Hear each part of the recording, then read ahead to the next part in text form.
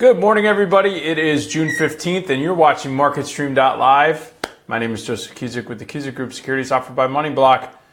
This is where we talk about Asia. Now, you've heard me over the past 6 months talk about how when we talk about Asian markets, European markets, that these are areas that you're going to be exposed to in your portfolio. Whether or not you know it is a different story. And so I wanted to show you how I actually handle this exposure and how I actually measure the risk and be able to present this to a client. And this is how I would basically present it if you were one of my clients. And I would say, all right, here's your foreign market exposure. And there's a variety of different vehicles that we've talked about over the last couple of months that we use, whether it's FEZ that gets the Euro Stoxx 50, which in full disclosure I have my clients in. You could use the All World Index, the EFA, that gives you exposure to all world, different stocks in various markets. You could focus on China.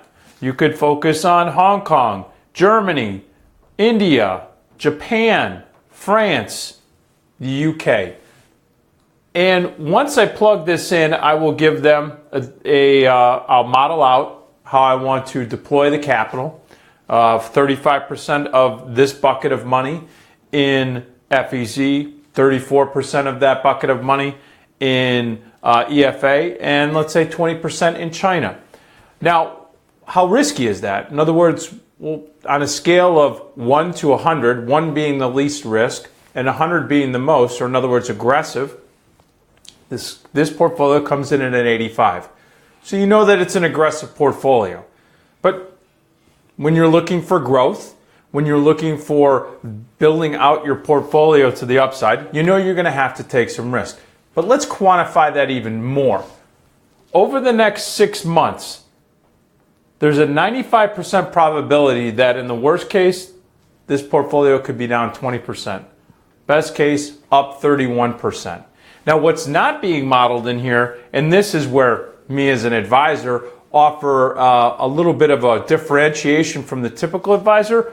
All of these different underlyings are optionable. So I'm going to be writing calls against these particular underlyings. That will mitigate the downside risk. It's going to also cap the upside profit potential. Now, the annual potential return is 11.55%. Just plugging these three underlyings in. You see the expense ratio is at 0.36%. That means if I actually collect by selling calls, for those of you that understand the cover call, if I actually collect 0.36% return on just the cover call premium I received, I just paid for these ETFs. The annual dividend on this is 2.39%.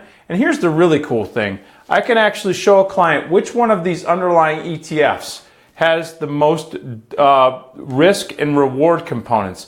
And I want to show a diversified portfolio as far as risk and reward. And I'm going to show why I use options to mitigate that even further, especially on the risk side. Because if I sell a call against stock that I own, I'm lowering my cost basis. I'm lowering that risk potential. So I'm maximizing the potential on the upside by lowering my cost basis, not only from the dividend stream that I'm going to receive, but also the cover calls. So that's why I want to point out this morning that when you look at all of this information, and here's another thing that I will do. I'll show you a stress test. I'll show you the best bull market that we've seen in decades, if not ever, since we're at all-time highs. How would this portfolio perform versus the S&P 500? The S&P 500 up 32% between January 1st of 2013 and December 31st of 2013.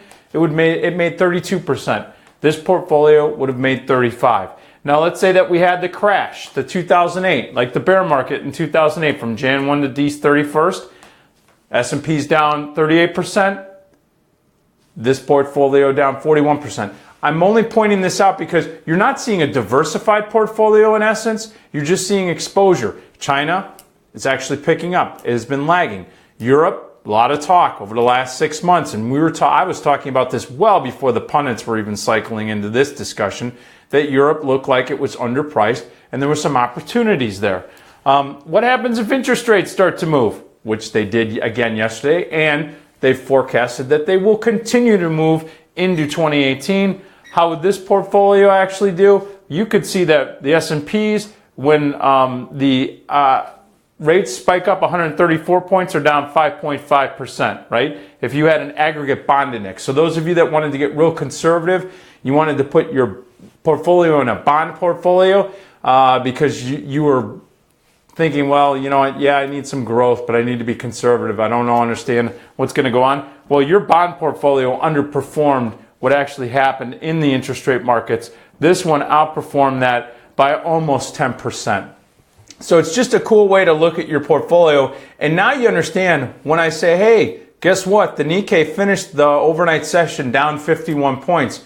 You're going, do I have EWJ or EFA or do I have exposure to the Japanese markets? You can understand what the implications could potentially be. And over that 6-month period that you're looking out, you'll know that, okay, if it's down today, so what? I know that I had the potential, if it made a 1 to 2 standard deviation move to the downside, that I have about a risk factor of about 20%. And as you could see then with this visualization of the chart, this kind of quells some of your fears. If you hear the Nikkei is down 0.2% or 51 points, you're saying, but it's above its 20, 50, and 200-day moving average. The bulls are in control. It could be pulling back here. Maybe this is an opportunity to maybe load up, or look at it this way. I'm selling calls against this. My cost basis isn't 19,831. I could have sold some calls up here at the 20,000 level and reduced my cost basis, let's say, by 20 points. The point being is that I don't own it at where the current market's trading. I own it below. And to get to that point, I have to give up that unlimited upside. But most of you know, well, it's hard to say that these days, but the unlimited upside quotient isn't really quantifiable. In Japan, though, overnight, we did see that the yen strength started to hinder the markets. We're seeing the dollar firm up, the US dollar firm up a little bit this morning, but the yen was performing quite well overnight. We actually see that the yen is coming off of its best levels, though, but that did hinder any headwinds. It did offer some headwinds in the Japanese markets. When you see those local currencies start to firm up and get strong, that's tough for the equities in that region. Now, with that being said, you also saw that Panasonic and Toyota were both down about 2% overnight. Exporters, when you see their currencies start to firm up and get strong, exporters tend to get hurt on that. Let's see if that continues. If we start to continue to see yen strength, especially after the FOMC came out with not only a quite hawkish statement, they also did something that no one expected. They actually gave a game plan on how they're going to start unwinding that over $4 trillion balance sheet. The Shanghai Composite was up 182. What's the positive here in the Shanghai Composite? Well, two things. One is it's right at its 20 and 50-day moving average. So the bulls are still battling. The other thing is that there was a headline that the International Monetary Fund, the IMF, came out and gave an upward revision of China's GDP.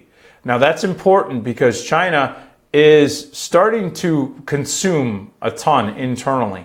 And if that consumption continues, that means that their internal economy is strong. If their internal economy is strong, that means that exporters to China, areas like France, Germany, even the United States, that could be very positive for those exporters. And so we're going to watch that very closely. But that was a positive headline. The Shanghai Composite has been firming up over the last week or so. We're going to watch that. FXI ETF that I showed you right here, that's where you could get exposure to that particular area. And again, like I said, once you see that you have 20% in this large cap tech, or in this large cap Chinese ETF, this is a neat way so that now you can start monitoring it and build your own portfolio. And boy, folks, I tell you, now you're empowered. Finally, we're taking a look at Hong Kong. Hong Kong actually finished lower overnight, down about 310 points. Remember, we had seen that Hong Kong, there was quite a bit of mainland money cycling off. A lot of uncertainty on how the government was going to handle a lot of the lending standards and so forth on the mainland, as well as some of the trading policies and margin policies that they were concerned about. Also growth, both internally, but we've seen that import-export numbers where it was really skewed to the import side in China. So it looks like they're cycling back into the mainland, as we saw with the firming up overnight in the Shanghai Composite. But the Hang Seng did finish down 310 points. That's good for about 120, but it's coming off an extremely bullish move to the upside, still well above its 20 and 50-day moving average. So, for example, if you have exposure to Hong Kong, EWH is an ETF you can utilize. Right now, that's been paying off. If you were just outright long this could be an opportunity that you could go in and maybe sell some calls against your position if you have 100 shares. There's also some other strategic approaches that you could utilize if you don't own 100 shares. That maybe I'll cover this afternoon at 1:30 Eastern time on Strategy Now. And then finally, India. India, again, has been moving to the upside quite well. This has been the darling of Asia. We've seen that it's consolidating up in this level. One of the reasons why we're seeing this consolidation is some of the larger segments and sectors of the Indian markets have been stalling out. Specifically the consulting area, Tata Consultancy being the biggest one. They were down overnight. And then we're also seeing some weakness start to rise up in the banks and financials. Watch this one very closely. Down 80 points, that's a quarter of a point. Not to say that it wouldn't be natural for this to pull back, especially if we start to see that there's a little bit more consolidation in that consulting field. The names like Tata, Infosys, and so forth. Let's watch those closely. Again, EPI is an ETF that you could get exposure to India.